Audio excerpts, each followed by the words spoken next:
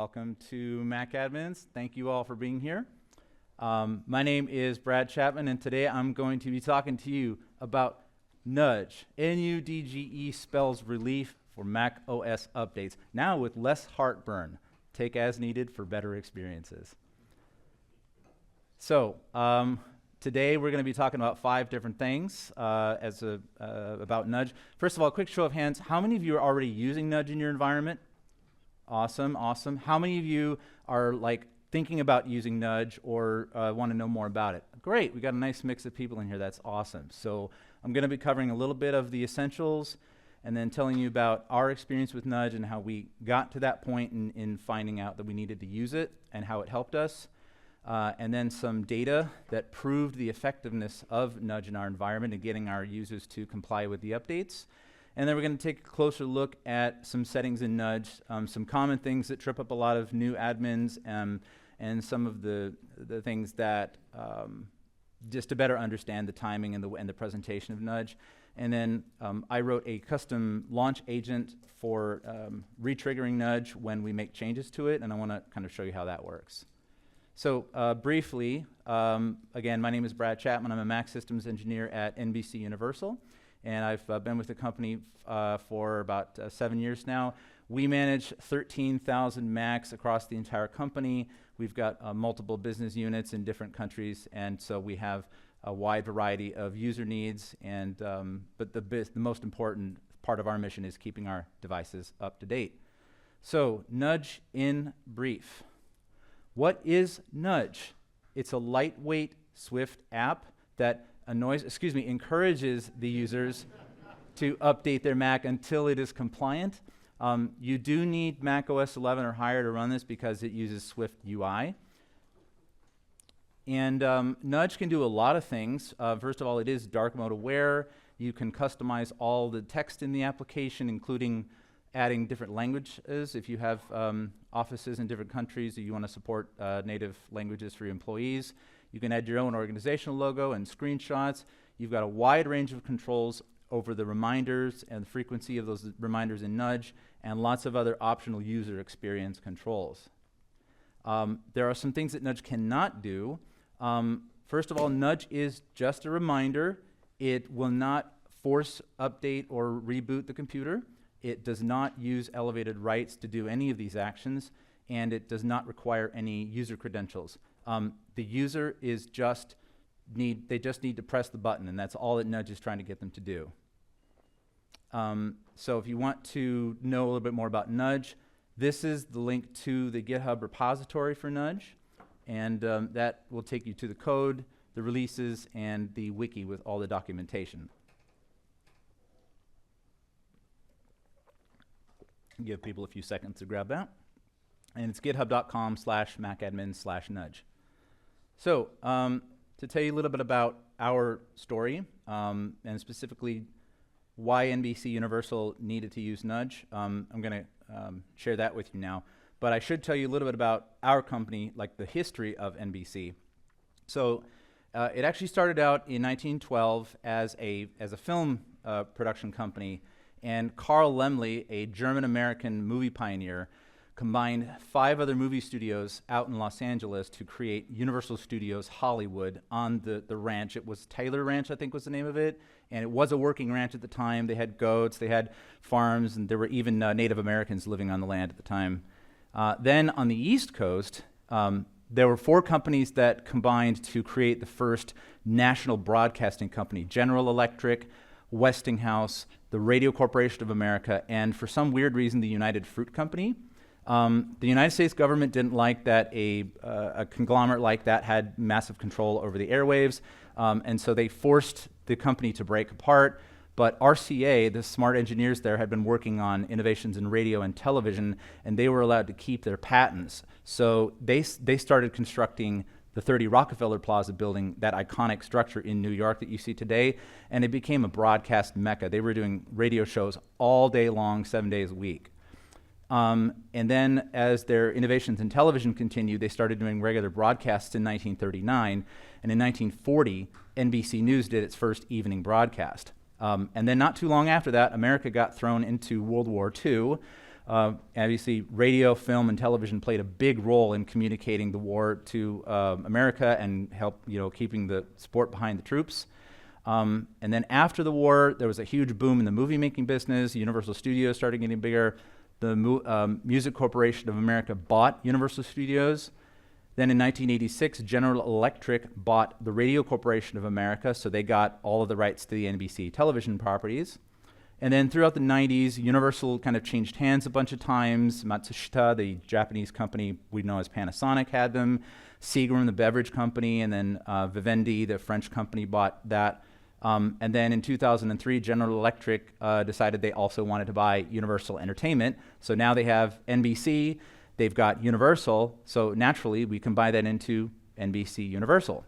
And then 7 years after that, Comcast, which most of you probably have heard of, they're based in Pennsylvania, and they decided to buy NBCUniversal. So now our company is officially like Comcast NBCUniversal. Comcast is the parent company. They operate as a separate business entity from us. All of our IT and our infrastructure is our own, so we don't take any policy direction from them. It's completely separate. Like the AD Forest isn't even linked together as far as I know. But who in here was around to do Mac management in the aughties? Raise your hands. Like, the 2000s? You've been branding a lab or something like that at the school. Okay, those people with the hands up, everybody else look around. The people who had their hands up are officially old. Congratulations. So, y'all remember having to, if you ran a lab, you were lucky enough to do NetBoot and NetRestore. If you had a smaller shop or doing a one-off, you probably plugged a Mac in with a FireWire cable and cloned a disk with target disk mode. Fun, right? Then, once you get that machine set up, you bound it to Open Directory, you used Workgroup Manager to blast the settings out, MCX, and then you probably administer this with ARD. Then a whole bunch of things started to happen around the end of the 2000s into the 2010s that really turned Mac administration on its head. Our old friend, the Xserve, may it rest in peace, was discontinued. And then macOS 10.7 was released, and the glorious macOS server operating system became a very humble, pitiful app, and it just went downhill from there. 2011, we got our first taste at mobile device management on the Mac with configuration profiles, persistency of preferences, and then a new option for restoring a Mac to service with internet recovery. 2014, we saw the introduction of the device enrollment program. That was made retroactive for Apple devices sold since 2011. You can thank our lovely children in the LA Unified School District for removing MDM from their iPads for that one. And so, yeah, they made that sticky so they couldn't, turn that off and install games. 2016 was the first Mac that included the Touch ID sensor with the T1 chip and a little thing lurking under the hood that not many people knew about yet that was about to become a big problem was Bridge OS. It was a separate little update that came packaged with macOS updates. 2017, we saw a number of seismic changes in macOS itself. We had user-approved MDM profiles. If you were a Jamf admin, you could no longer install these things with a script, so rest in peace to the Quick Add package. APFS and secure tokens changed File Vault and user account administration. In 2018, of course, we have the MacBook Pros and the MacBook Airs with the T2 chip that have secure boot and activation lock, and you can no longer boot from external sources, which sadly includes NetBoot. So now we have to completely change the way that we provision our machines. 2019, and this includes, again, the release of Catalina into 2019. We had the a greater presence of the privacy controls. A lot of us saw like full disk access, and people were prompted for the camera and the microphone. So we had to get smarter about managing these things with our MDM solutions. And then, of course, system extensions in Catalina. A lot of our security vendors had to adjust to this. And then in 2020, the Apple Silicon systems were released, which changed how we boot the devices, how they're provisioned securely, the sealed system volume, over-the-air updates, and the concept of volume ownership. So a lot of things happen in a whole decade. So if this is a constantly changing game, and you need to stay on top of this. Now, meanwhile, all of this is happening at NBC. We have our own set of challenges with Mac administration. So in the 2000s, we were doing everything piecemeal with OS X Server and Workgroup Manager, but we had enough Macs in our environment that we needed to find some kind of centralized solution to manage them. So we invested in the Casper suite, which was Jamf's old name for Jamf Pro. We had about 2,500 Macs at that time.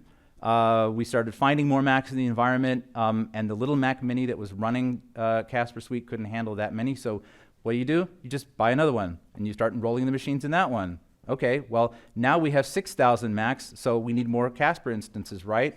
Uh-oh, it's getting a little out of hand. And by the time I showed up, they were managing the same policies in multiple instances. It was pure chaos. But at the time, Jamf didn't support really clustering very well in Jamf in the Casper Suite. It wasn't until Jamf Pro or Casper Suite 9 that they had better support for that. So in 2017, we set up a brand new instance with 4 Windows servers in a cluster, and then the database and the mem caching was on totally separate servers, so it was completely isolated, and we unified all of the Macs under one instance. Then in 2019, we moved our Jamf service from the corporate network to the DMZ, and we added a cloud distribution point. Now, that line might look funny to you because we needed the ability to reach Apple and send push notifications. Why couldn't we do that from the corporate network? Funny you should ask. This is what our network infrastructure for Jamf looked like in 2017. I built all of this myself. You're welcome. The red zone is the secure DMZ where the memcache servers and the database lived. The yellow zone is the web DMZ. The red things on the bottom left and the bottom right are proxy servers, and the Macs are in blue. In the blue zone, that's the corporate network. So we had a little bit of a problem with this. The thing is, General Electric has been a defense contractor for a very long time. And when you buy a company and you run your network like a defense contractor, you make certain choices that might not be compatible with, like, say, the entertainment business. There was no default route to the internet. There was no external DNS forwarding or external lookups. You had to use an HTTP proxy for everything. And if your app didn't support that, you had to go to a special isolated network just to get online. As such, we didn't have the ability to send or receive, rather, push notifications from Apple, and we couldn't send them out. That wasn't so much of a problem before, like, 2017, but there were changes in Apple administration and the whole process, especially with the device enrollment program, the user-approved MDM, and the need for configuration profiles that, we had to change that at some point. There was also something that shook the entire IT industry in 2017, and that was the twin ransomware attacks of WannaCry and Petya.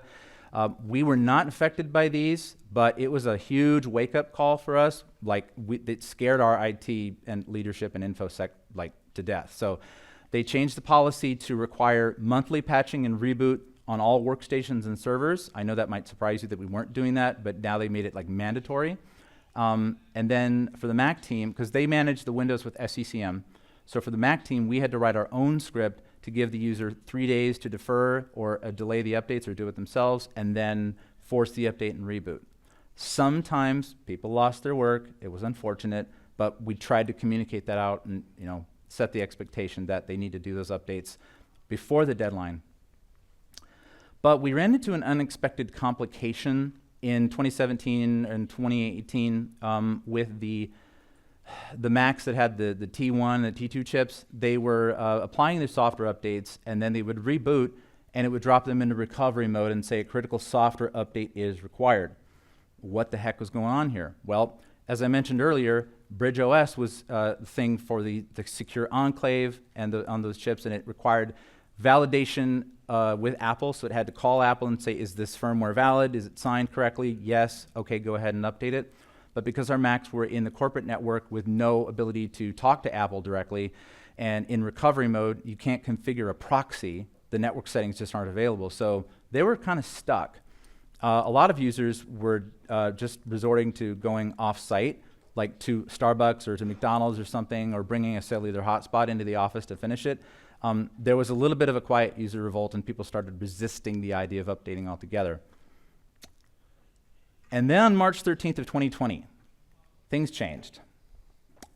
We all went home, and then the next time we did macOS updates, we found that, surprisingly, they worked, and nobody had the critical software update problem anymore because all those computers are now able to talk to Apple. So we learned pretty quickly that we needed to change the network. But we ran into a new problem with the Apple Silicon systems with our forced update script.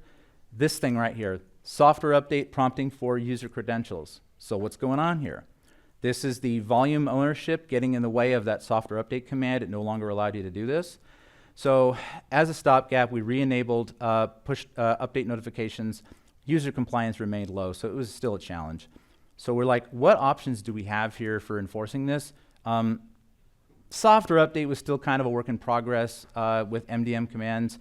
And then you had weird issues like this with applying the personalization, and then the notifications were able to be skipped or aborted by the user, and the user experience needed some work, clearly. The other challenge for us is that it required bootstrap tokens to effectively use these commands, which we didn't have because most of our fleet was still enrolled manually at this point, and they were not always escrowed consistently into Jamf. So we needed to do something else. So we started looking for solutions to prompt our users to do these updates without the ability to force them. And the criteria that we had was we needed something that was a user-first design. We wanted to be able to customize the appearance, including branding, which means putting your organization's logo on it, and potentially using the colors of your organization. That's something that's pretty important. We wanted to be able to give people different options to defer the update. We needed robust documentation to understand how to configure whatever solution we had. And it needed to be in active development, so something that was being worked on by the developer all the time. So we chose Nudge because we felt like it met most of those criteria. In particular, it was one app where we could customize all of this and we didn't have to write something ourselves in Swift Dialog or using Jamf Helper.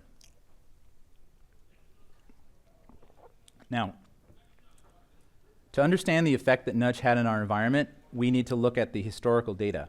I'm sure, like many of you, your downloads folder is completely clear and there's nothing in there that's like 5 years old that you've been keeping for some weird reason, right? No, of course not. I found copies of like full inventory dumps that I had done from Jamf at some point that had serial numbers and operating system version in it. I think most MDMs are capable of exporting some kind of report with this data. So I looked at a file from September of 2021, and the bar graph indicates the percentage of machines that were on each version of the OS. Less than Mojave, then Mojave, Catalina, and Big Sur. So in 2021, most of our users were still either on Mojave or Catalina. We had some machines on Big Sur. These were the new MacBook Pros that were coming in.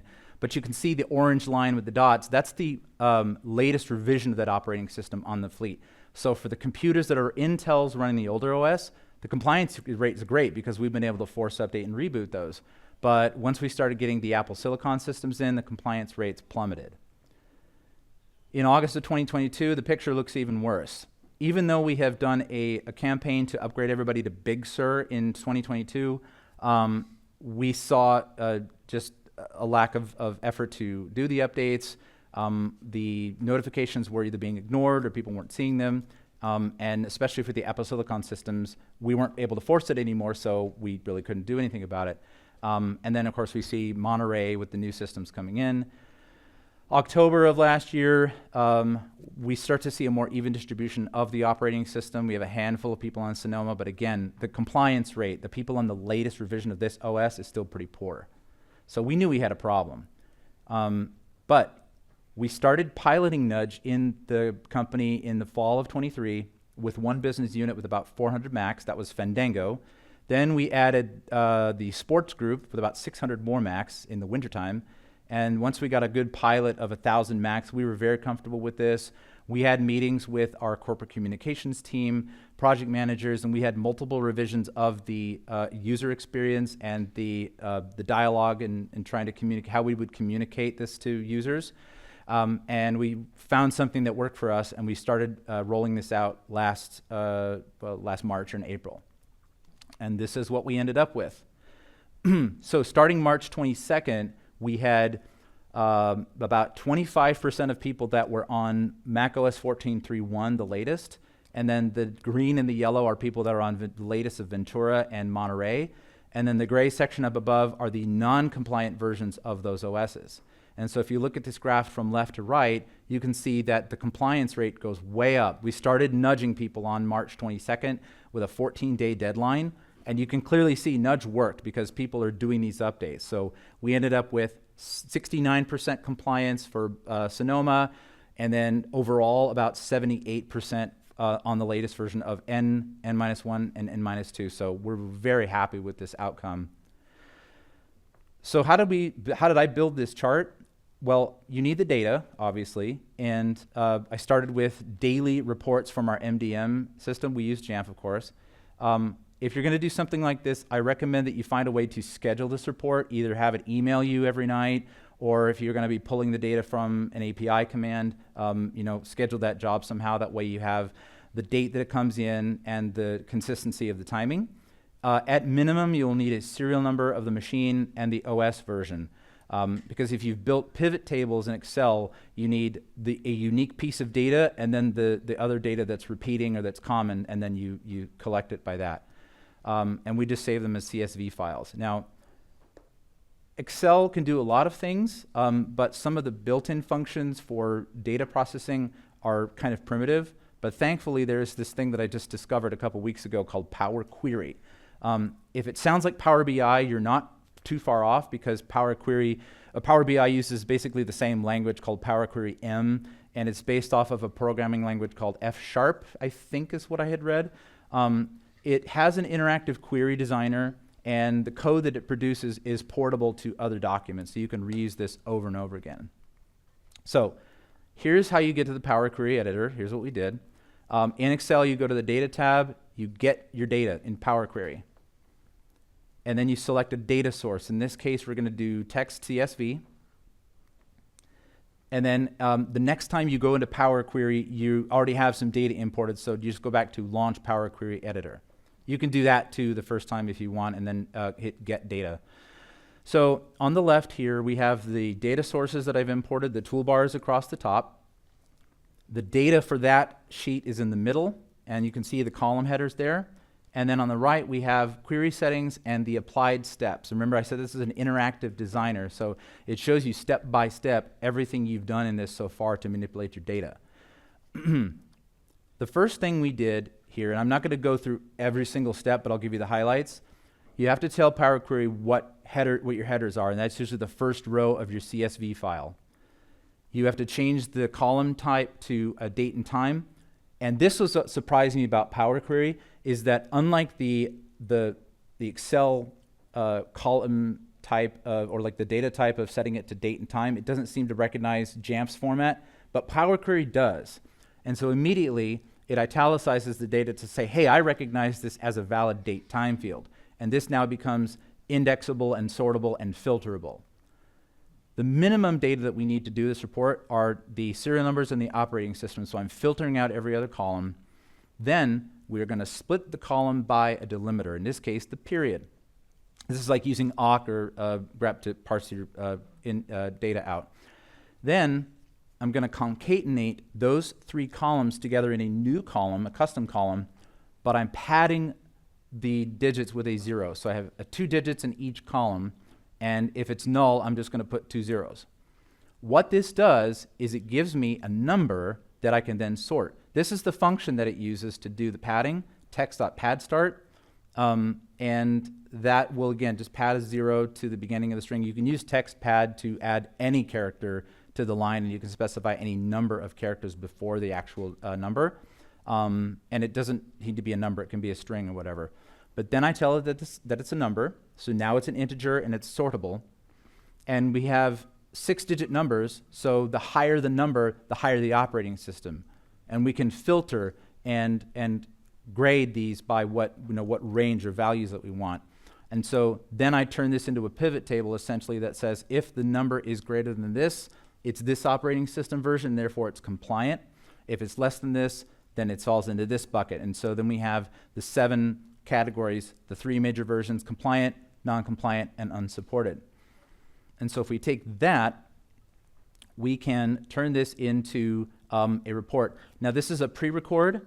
So basically what I've done is for every day that I imported the results, I take them into Excel and I copy them, paste them, and so then I go into each day's worth of data and just copy that column of data. When I was looking for a type of chart to use for this, Some of the recommended defaults in Excel didn't quite make sense.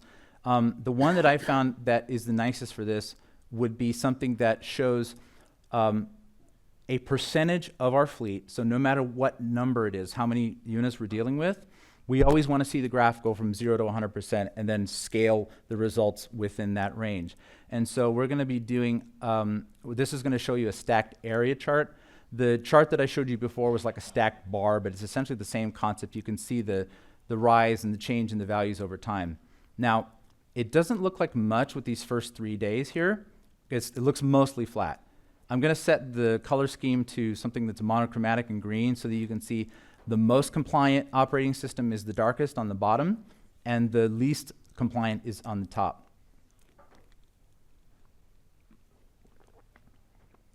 And so what you do is when you have all your data in here, or as you're adding data, you go back into the chart and you just change the data series under the chart. And so you just keep adding more and more days.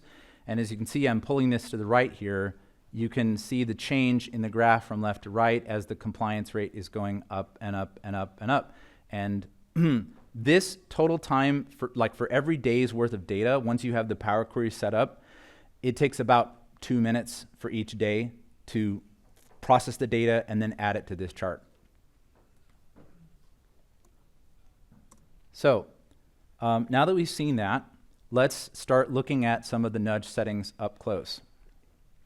When you deploy nudge, you're probably going to deploy it as a package, and you can deploy either the nudge app by itself or you can deploy the suite.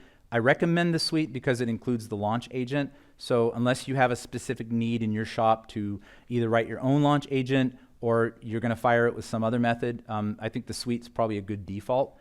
Nudge can be configured with a config profile. You can also deploy a JSON file to that computer, and now Nudge also supports remote JSON payloads.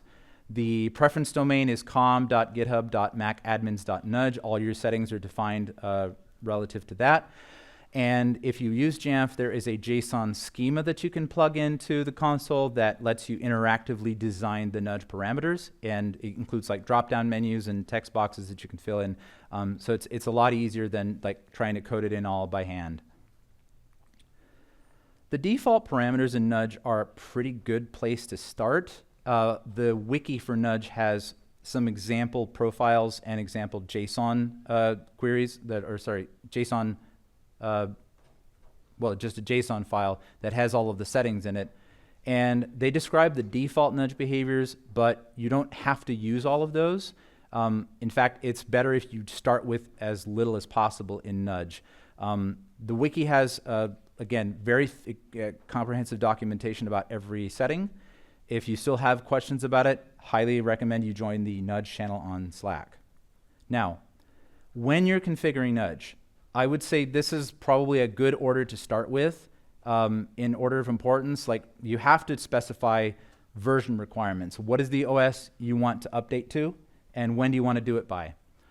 The next thing I would worry about is the user experience, how you want the presentation of Nudge to appear, like how often, and how do you want to control the user's ability to interact with their machine while it's being nudged. The optional features cover some of that as well, things like being able to not nudge them when the camera is on or when they're presenting something on the screen. And then the user interface is probably the last thing I would worry about, because Nudge includes some decent defaults. If you never want to customize that, you can use the built-ins. But if you have something specific you need to do for your org, that's a good place to work on. But I would say focus on the first two things first. So let's take a look at OS version requirements.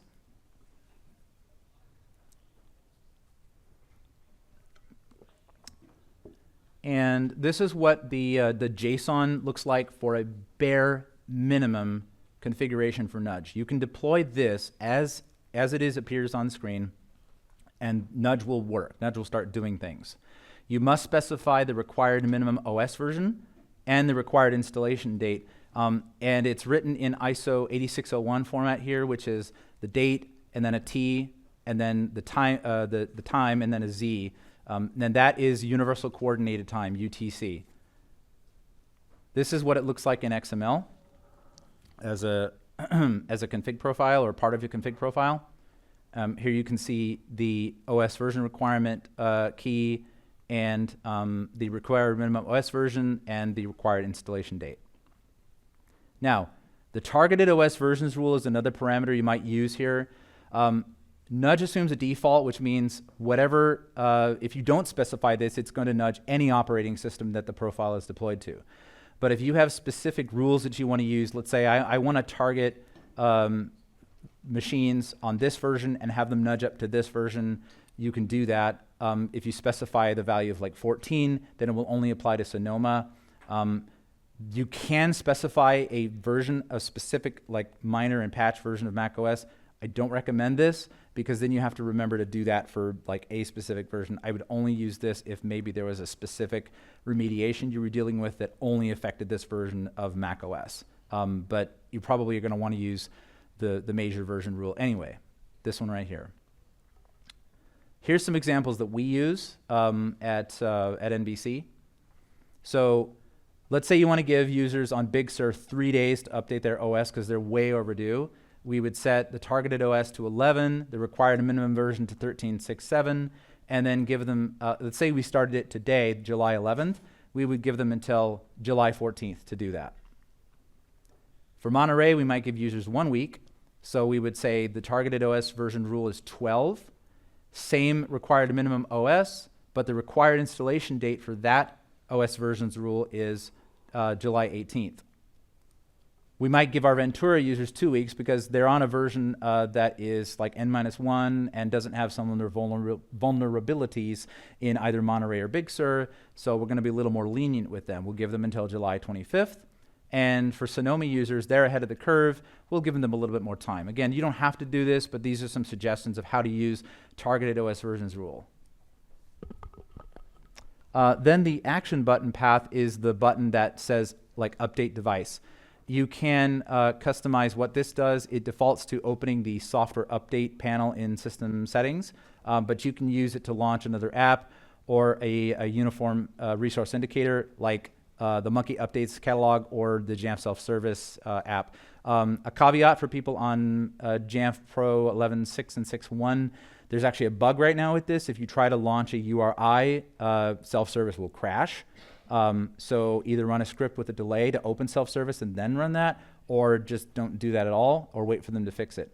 I don't know if they fixed it in 11.7 that dropped yesterday, so read the notes and test it.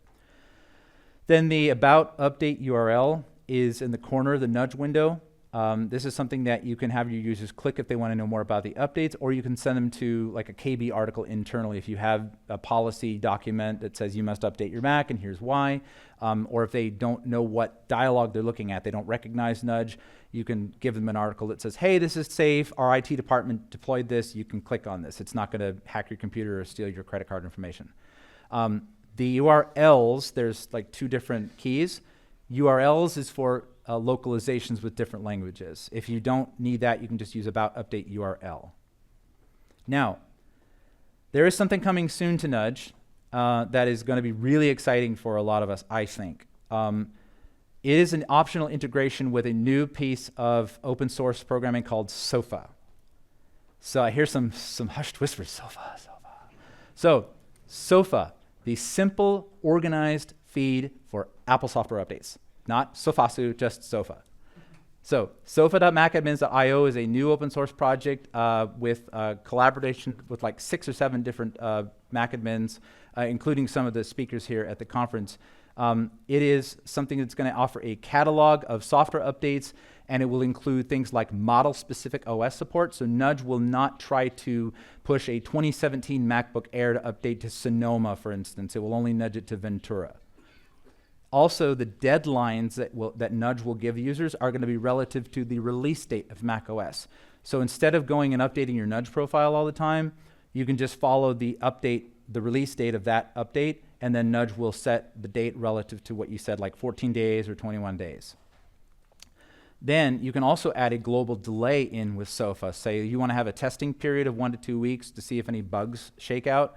You can do that and not nudge people until that delay has passed. You can also have an urgent cadence for critical updates. These are things that have a high or critical CVE score on the MITRE CVE database, if you really need to get those updates out there. This is still kind of in beta, and Nudge 2.0 is still in pre-release as well. So if you can, test this out. If you have any issues with this, do report them on the Nudge issues and SOFA if you believe it's specific to the feed. Now let's go talk about the user experience. So let's take a look at the circle of Nudge. So you start with a compliant system.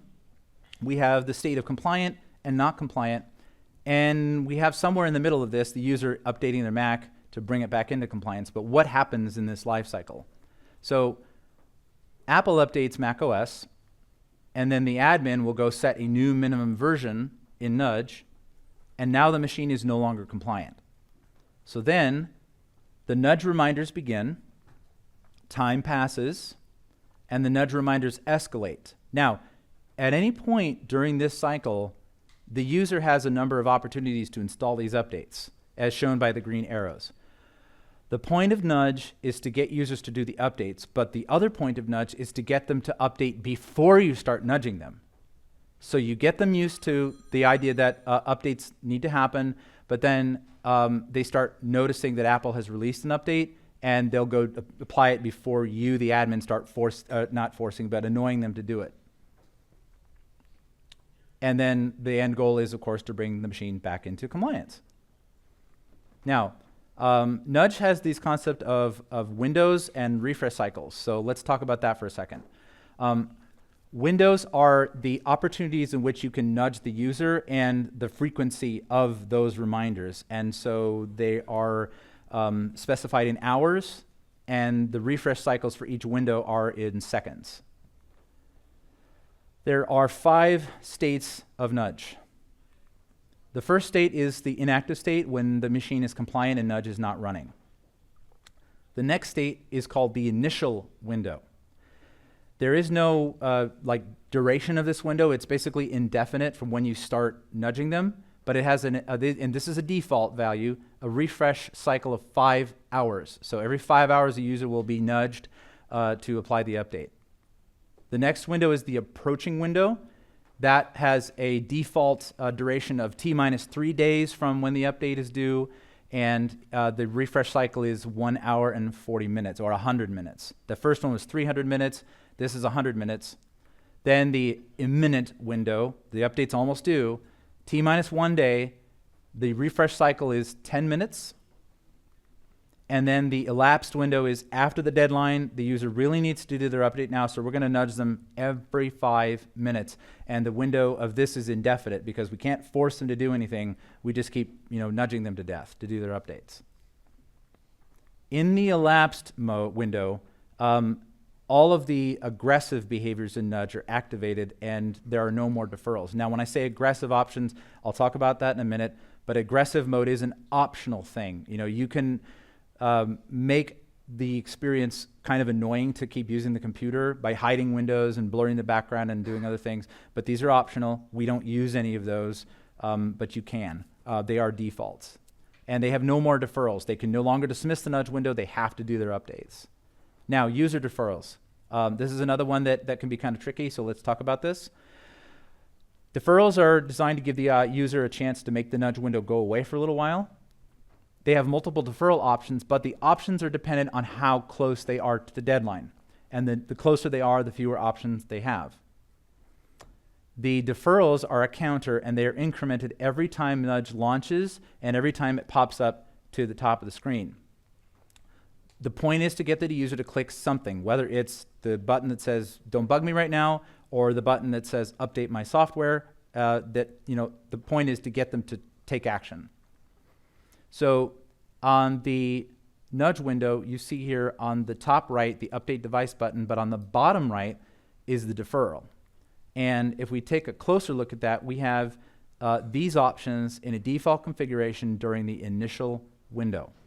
They can defer later, they can defer for an hour, they can defer for 1 day, or they can do a custom deferral. Now, what is later?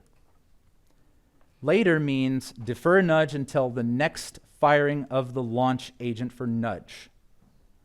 In a default configuration, nudge launches at the top of the hour and the bottom of the hour. So at 0 minutes and 30 minutes. We use a custom launch agent that fires every 4 hours exactly. And I'll tell you why in a minute. The custom option is unavailable to the user after the initial window has closed. So when they're in the approaching and the imminent windows, they can't use this anymore. But when they're in the initial state, they can set a custom date by which they want to be bugged again. So potentially a user could dismiss nudge for several days using this. The last date and time for custom deferrals is the end of the approaching window. So they can delay it in the default state, they can delay it up to 1 day before. You can optionally let them defer up to the end of the initial window or 3 days out. Now the user deferrals, again, are a numerical value. They're stored in the nudge preferences, and they are the value of the deferral is defer run until. There was an issue with this that affected us because we had very long reminder intervals of like 4 hours where the user would click later, but then nudge would come back up in a few minutes. And the user's like, well, why didn't we get 4 hours? In fact, our testers in IT noticed that because we said we would give the users 4 hours, but it was coming up after a few minutes. This actually turned out to be a bug, and rather something that I had requested a feature enhancement for. And so in version 2.0, when you hit the later button, it will add the value of your window refresh cycle to the deferral timer. So if you say bug them every 4 hours, when they click later, the value of defer run until will include that 4-hour refresh cycle, and so it won't bug them for 4 hours plus, and plus the launch agent timer. Now, you can remove some deferral options for the end user. I would only do one of these things if you want to remove their ability to defer anything except hitting later. You can use a very long approaching window. This would remove the custom option, so effectively make the approaching window like 30 days or 60 days, something longer than you would ever nudge them for. You can set allow user quit deferrals to false, so they can't choose any of the other custom options. They can only hit the later button.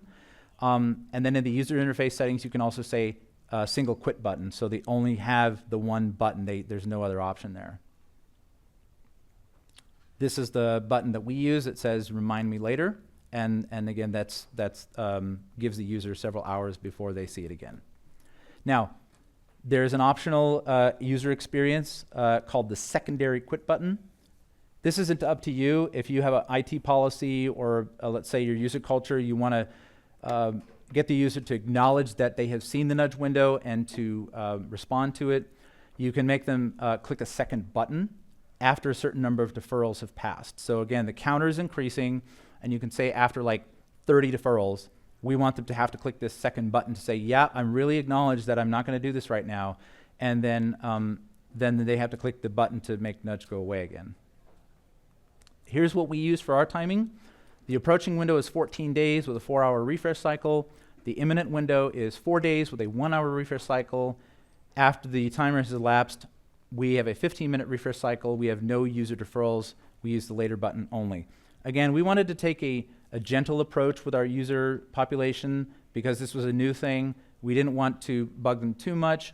We had some sensitive users in media production groups that might be working on, let's say, a comedy sketch for a live television program that airs every Saturday night where they have no time to prepare for this, but they're writing the sketches all week.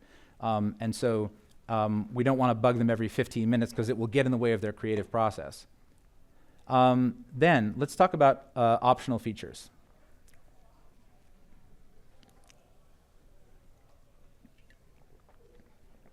Optional features is the shortest section of the Nudge Wiki. Most of the options in there are pretty straightforward. What the preference says is what it does on the tin. Just read the names carefully and then read the description of what they do. The one that you might want to be aware of is the asynchronous software updates. By default, Nudge is going to try to run the software update download command in the background to prepare that update on the machine, or at least get it ready to start preparing. I shouldn't say preparing because I know there's some Apple people in the room. It is going to download the software update, When the user clicks the update button, then it starts to prepare the update on the machine, unpacks everything, and then gets ready to reboot. So you can save the user some time if you're running this in the background. Nudge will not fire the window until the software update is ready. Then the acceptable application bundle IDs. So the concept of acceptability in Nudge is what will allow the user to do and what will allow them to run while Nudge is active and even after the elapsed time, the timer has elapsed. It is used by Nudge for the aggressive user experience, but it's also handy to know the bundle IDs for things like the privacy policy preferences profiles and things like the managed login items. Just good to know the bundle names. So the command here is Apple script on the command line, and this will show you the ID, a bundle ID of that app. For instance, Microsoft Teams is com.microsoft.teams2. The aggressive modes are things like hiding windows that are not in the acceptable list, blurring the background, and basically making the user click something to escape the Nudge window. Nudge has a mode that would call the bastard operator from hell. You can attempt to block application launches that are not on the approved list. You have to supply the blocked application bundle IDs to do this, and then you can optionally terminate applications when Nudge launches. Please do not do this unless you really hate your users. Use caution and good judgment when doing this. Now, the user interface. I won't spend too much time on this because, again, there's a wide range of things you can do with it, but just so you know what we're dealing with here, this is a screenshot from the wiki that shows you all of the elements that you can customize: headers, content, the text in the body, the screenshot, the buttons, and then the deferrals. You can change the label of each one. Just know that in the deferral dropdown, you can't change the times. They're fixed at 1 hour and 1 day. They're hard-coded in Nudge, but you can say, maybe bug me in an hour, tomorrow, something like that. It just depends on your user culture and what you think they might like. The text fields are in update elements, and if you want to do localization, you have to supply a separate block of update elements for each language that you're going to present. The graphic assets can be planted locally on the machine. They can be a base 64 string inside a config profile or your JSON payload, and they can also be a remote asset. Do note that if you're using remote graphics, you should use a server that's available 100% of the time. If the assets are not available or if the user's connection is flaky, Nudge will default to showing the Apple logo in the corner of the screen. So you won't have a blank icon, you just have the generic Apple logo. But you would lose your screenshots if your web server was unavailable. You can specify dark mode assets and light mode assets. Let's say you have a company logo that looks better in dark mode, like it would be white in dark mode and then black in light mode. That's something you can do. Your screenshots also support that. The color of the text cannot be changed, but you can use emojis to your heart's content. Here's what our window looks like. So we have our logo in the top left. I designed this, the top text, and everything in that box on the right-hand side. We had, I can't tell you how many meetings we had to get this right.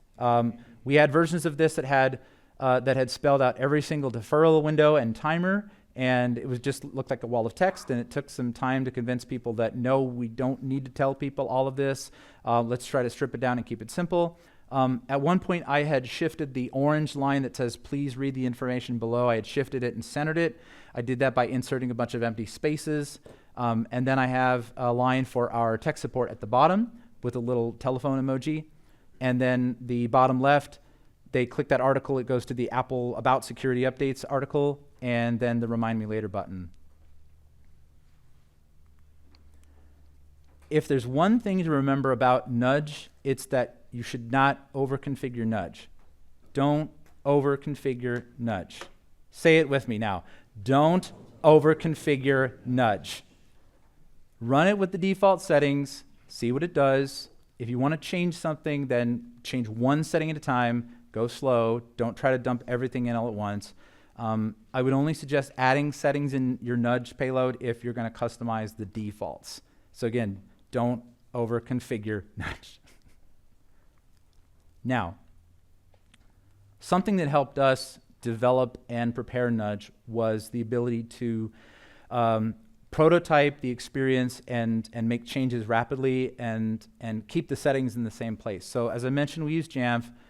We had everything in a configuration profile, and so I figured out a way to use this basically in production, deploy the profile to my own machine, and have it refresh the settings immediately when I change them. Now, I mentioned earlier that Nudge's preference domain is com.github.macadmins.nudge. So what are preferences and what is a preference domain? Preferences are domain scope pieces of information for configuring an app, and they're stored as key value pairs. So you have the key, whatever the parameter is, and then the value that goes with it. And then you define the types like strings, integers, booleans, etc. In macOS, there is this concept of preference hierarchy and the preference domains. It used to be that there were 8 different levels that you could consider when you had like networked systems and preferences applied globally to a work group. Effectively, the options that say all hosts don't exist anymore. There is a vestige of this on a Mac that I'll show you in a second. But the thing to note here is that you can have preferences that apply to the current user, the current host, and the current application.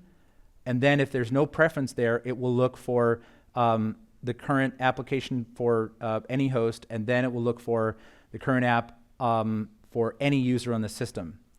And then if it can't find that, it's going to look for preferences for all applications on the computer for the current user, and then all applications across the entire system. So that generally describes the hierarchy and the search order of preferences. The locations for the preferences on a Mac are here. For the current user, it's going to be in their home folder under library preferences.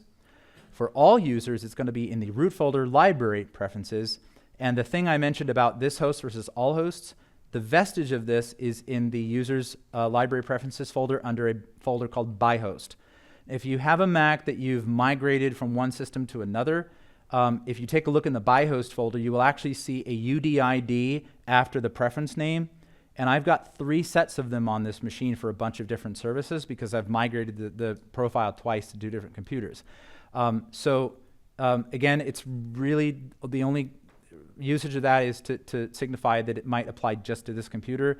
But for all intents and purposes, most preferences live in the library preferences folder, and the apps will look there first.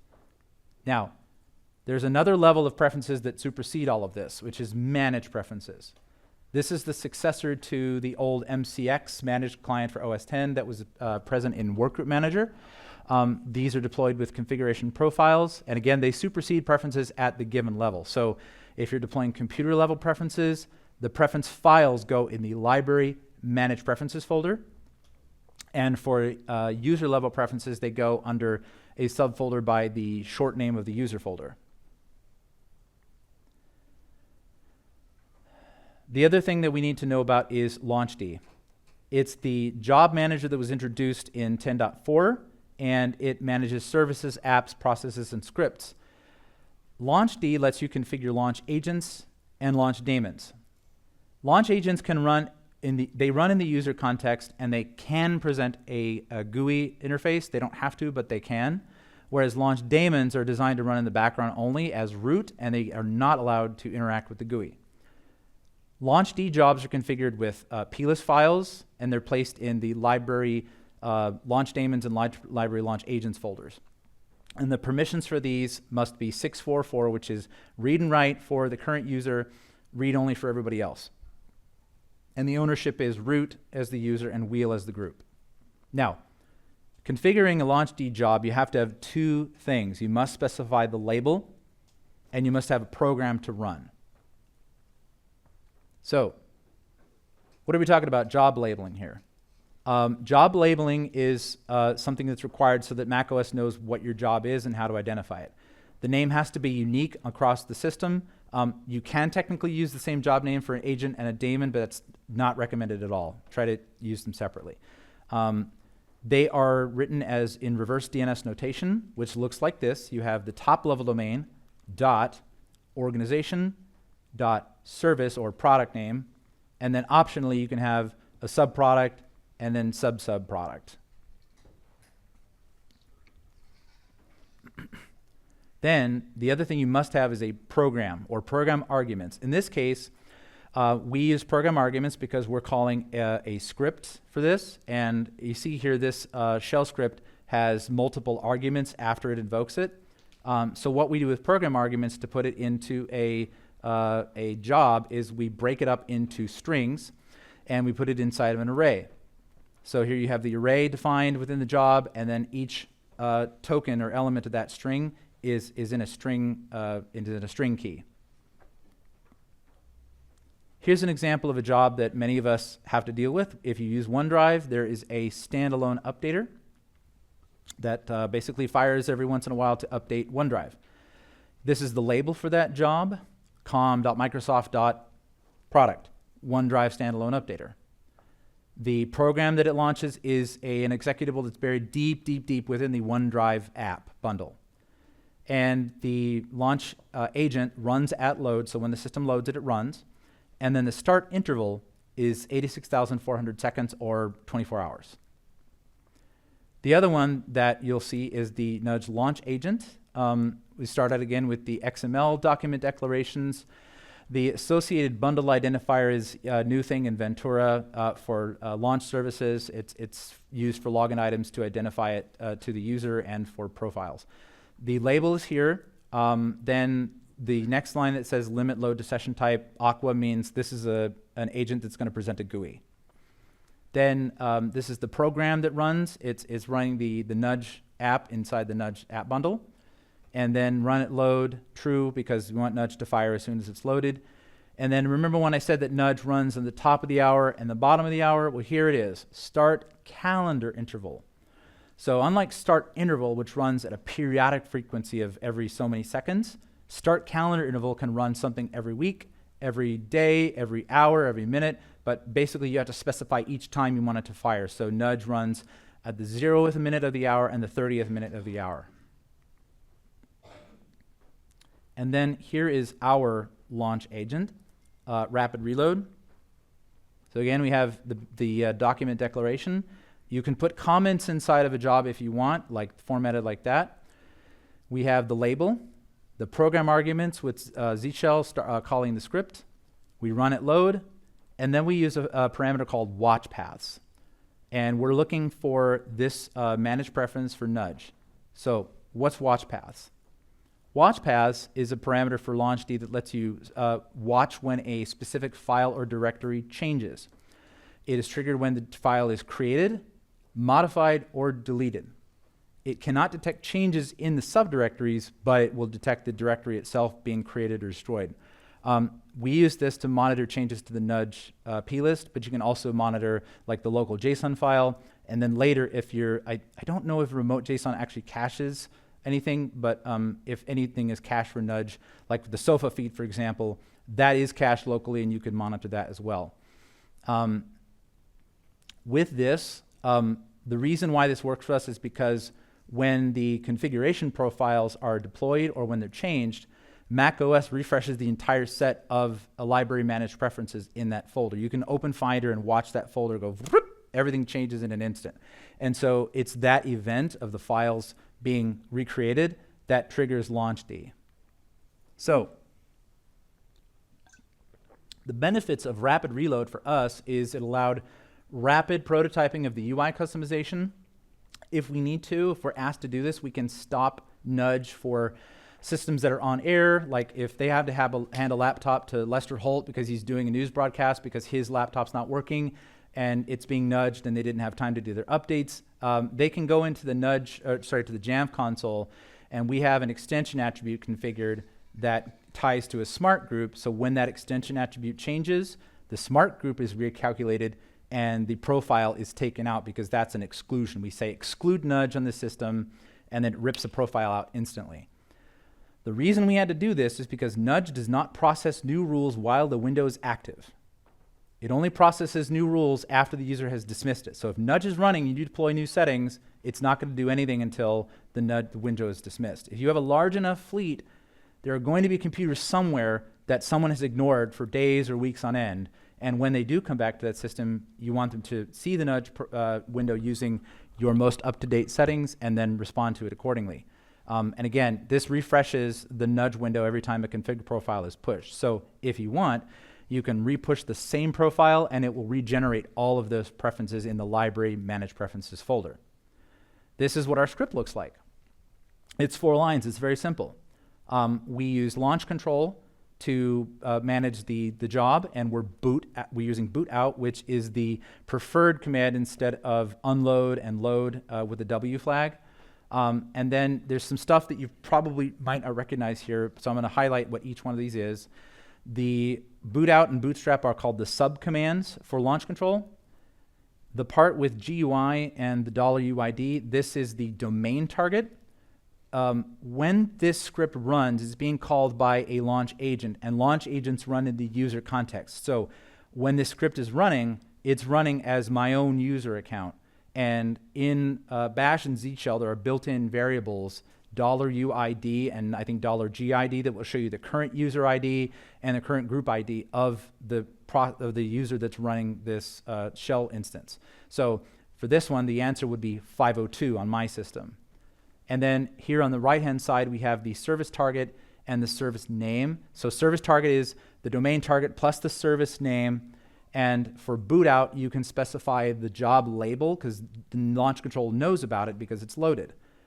But when it's unloaded, you have to specify the path to the preferences file again because it's not a job that it knows about because you've removed it. So bootstrap with the domain target of GUI and your user ID and the path to the launch agent will turn nudge on again. So basically the sleep timer is there to ensure that nudge has enough time to fully shut down, and you don't want it to fire again too quickly because launchd might think there's some kind of an error if it launches again too quickly. So for more information about launchd and how to configure launch jobs like that, I highly recommend you go to this website, launchd.info. This has been around for probably a decade or more. It's a thorough reference to launch agents and launch daemons, and an introduction and explanation as to what they do and how they work. And it's got very good documentation, lots of practical examples, and caveats and things to be careful about. That's the material that I have. So let's take some questions. Can someone bring the catch box up if you don't mind? It's back there in the orange box. If we have questions from the audience, go ahead and throw them up and I'll take them. Yes, you up in the front here? You were talking about it runs as the user. My group is starting to move towards the idea of... Okay, I'm sorry. I forgot that the box has to actually be in your hands to record it. Yeah, so for everybody else, just a reminder, the questions that, the only audio that's being recorded here is myself and what's going into the catch box. Yeah, so go ahead and speak into the mic. Our group is looking at removing all administrative privileges to the users. So if that is running as the user, what's the repercussions? So that's a great question. There are no repercussions because Nudge doesn't require elevated privileges to do anything. It's fact that there's a lot of customers who are using Nudge with standard user accounts in computer labs and things like that. So and even with adults who have IT organizations where they're not allowed to have admin rights. The whole point of Nudge is to get them to open software update, and a standard user can open software update and click the button and update their machine. Prior to Monterey 12.3, you had to be an admin user to apply like a major update. Since then they've switched to completely over-the-air updates, and I don't remember if it was 12.3 or some version after that, but basically you don't need to be an admin to even do major upgrades anymore, I don't think. But for sure, minor updates, you don't need admin privileges to do that, and Nudge will launch. That launch agent will run as a user context and reload Nudge without any issue. And then again, it's just to get them to open software update. Okay. Question number 2? Yes. Okay, you said that the default was for it to download the operating system, the update? Yep. We're also downsizing hard drives. Is it aware that there's not enough space or not, or is it just going to keep trying and then send up a message to the client? That's a great question. Will it alert the client that there's low disk space? No, but Nudge also is using the Apple software update command, which is aware of how much disk space is on the system. So if there's not enough space to do that, then it won't download an update. Just out of curiosity, what MDM do you use? Jamf. You use Jamf? Okay. I know that the built-in for reporting like boot drive space are, I think some of it's a little behind the curve and it might need some tweaks. So if you're using Jamf, I would write an extension attribute to try to report the disk space a little bit differently. There's a tool that I can't remember. I think Armin Briegel wrote something. He's scripting OS X in Slack. He wrote a utility that can accurately report free disk space. It's a Swift utility. I cannot remember the name of it right now, but ping him on Slack, Armin Briegel, scripted OS X, and ask him about his Swift utility for reporting disk space. I think it's just called disk space. Is it called disk space? Yeah. Okay. That right. So yeah. So you would have to deploy that to your fleet first to get it, but that's how you could accurately report that and put it in as an extension attribute. Cool. I think I saw a hand up here in the back. Yes. You have a hand over the box. You can throw it, but just don't eat your neighbor. Oh boy. All right. Hey. Hey, all right. Nice. I'll be here all week. What made you guys decide to go with Nudge rather than something like Superman that's out there as well? And do you see yourselves? Obviously, you guys are getting good numbers as far as adoption. We've been using Nudge for a little while, and I'm seeing terrible results as far as user adoption. They generally ignore it. We also have run into the problem with it just kind of constantly re-popping up over and over and over again, and the user basically, is stuck. Your users are masochists if they can keep ignoring it like that. Yes, some of them are. But so I've been looking at the Zero Superman because obviously we can force the reboot with Yes. Bootstrap and all that stuff. Yeah. But May I ask what? Do you work in education or corporate? corporate. Okay, and how big is your fleet? We're about 1,500 macOS right now. Okay, is your corporate culture fairly no,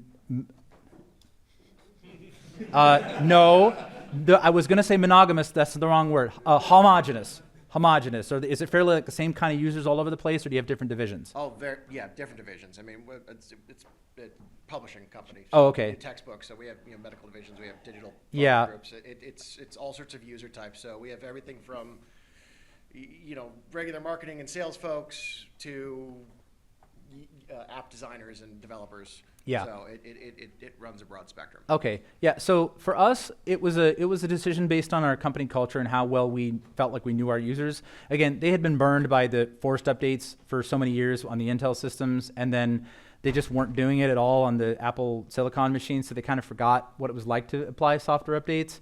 So we kind of needed to nudge them gently, but we also knew that if our users were nudged too hard, that they would start pushing back on it. And we got that feedback early on when we tried more aggressive timing with Nudge, like with our pilot users and our internal IT leadership that tested it. So we backed off on the timing, and we're still seeing pretty good results. Now, your question was, why did we go with Nudge versus Super?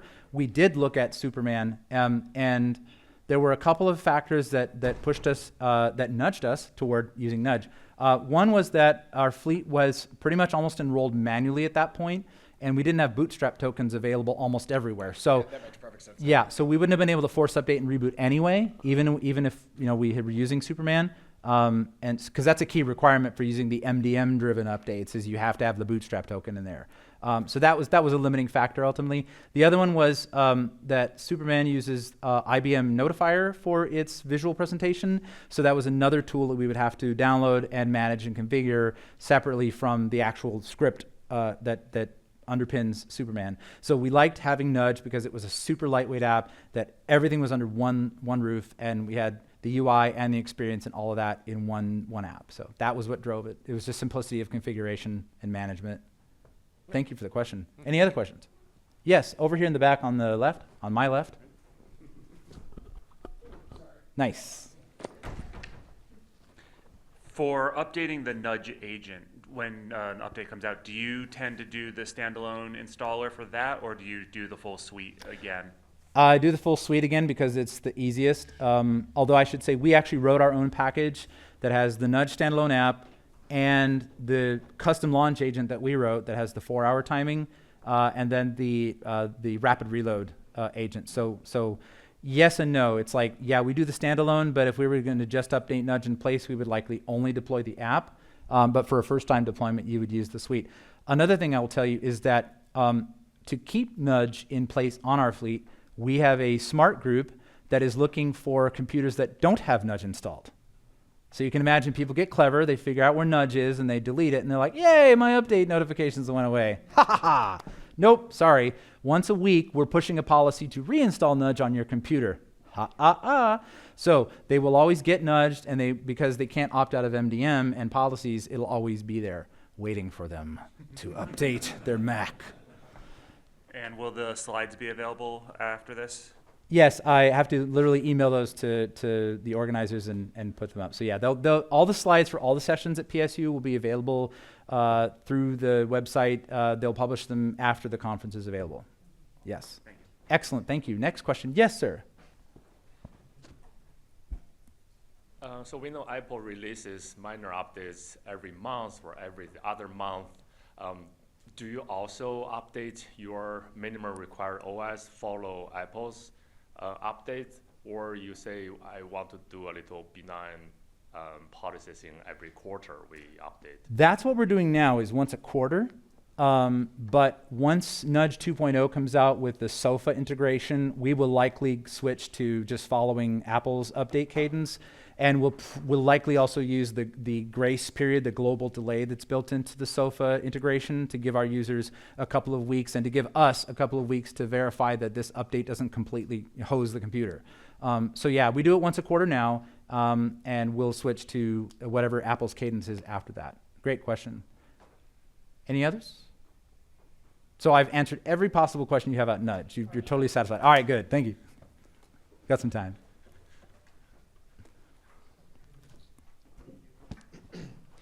Hey, so I work for an MSP, and so we manage tons of different MDM servers, right? And so part of that challenge with things like DDM is going in and specifying that OS version.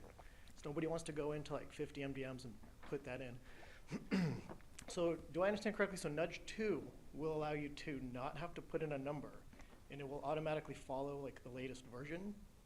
Nudge 2.0 with the SOFA feed enabled. Okay.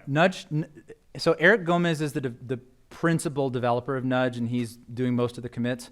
He has been fixing a lot of bugs and adding little new features and quality of life improvements for Nudge 2.0. But SOFA is a very recent development and came about while he was working on the 2.0 branch for his code. So he felt it was important enough to want to integrate it into Nudge, so it's available and you can do that. And yeah, if you're an MSP that has to manage different fleets and just wants everybody to follow the latest, I would totally do that. Use Nudge with SOFA. And can you do that with Nudge 1.0 today? No. Okay. Nope, SOFA is going to be a 2.0 only thing. Okay. Another thing to note about Nudge 2.0 is that it's going to drop support for Big Sur. So Nudge 2.0 will only work with Monterey and up. I don't know if I didn't mention that in my slide because, again, Nudge 2.0 is still in pre-release, so it's being tested. But for sure, Eric said he's dropping support for Big Sur with 2.0. I imagine there's some new things in that iteration of Swift on Monterey that he would like to use that he can't do on Big Sur. And so, that's an incentive to do that. We've got a few more minutes. Any other questions? We got a gentleman in the back there, if you won't mind tossing that. All right, let's do this again. Whee! In response to your question, there is a way to integrate SOFA with Nudge in a very hacky way because I made a mistake about 6 months ago. Apple released an update. I said, push out this update. I didn't change the due date. So suddenly everyone was overdue and they were panicked. So what I did was I started building a bash script that automated it and uploaded it was before SOFA, slightly before SOFA. It looked at the version of the OS that was released. It updated the profile that was in Jamf using Jamf's API. It didn't work perfectly, then SOFA came out and I ended up reworking it in Okta Workflows. And so now I have a working flow through Okta Workflows. And now I came here and I'm really excited that I can disable that. And once Nudge 2.0 comes out, I'm going to switch that over. But it is possible. Thank you for the comment. Are there any other questions? We've got less than a minute to go. This is the lightning round. Anybody? Nope, no burning questions? Oh, yes, right behind you, if you don't mind. Do you have any advice on how to approach computers that are just locked in a cabinet for months at a time and then suddenly everything? I'm sorry, approach to deal with users that do what? Oh, a laptop that's in a drawer for months at a time and then they turn on suddenly, it's behind already. Yeah, that has come up before, and I think Eric's answered that question with tickets that were opened, issues that were opened in GitHub, and that is, if the user's overdue for nudge when that laptop wakes up, then the system is not in compliance, and the answer is to just update nudge. That's it. So, awesome. Here is the feedbacks. This is the QR code, to give me feedback for the session. And I want to thank you all very much for coming. Now, one more thing. If you want, I have got a whole bunch of these little rubber ducks up here. If you guys want one, please come up and see me. I seriously have a lot, and I would love to give them away. Thank you very much for coming.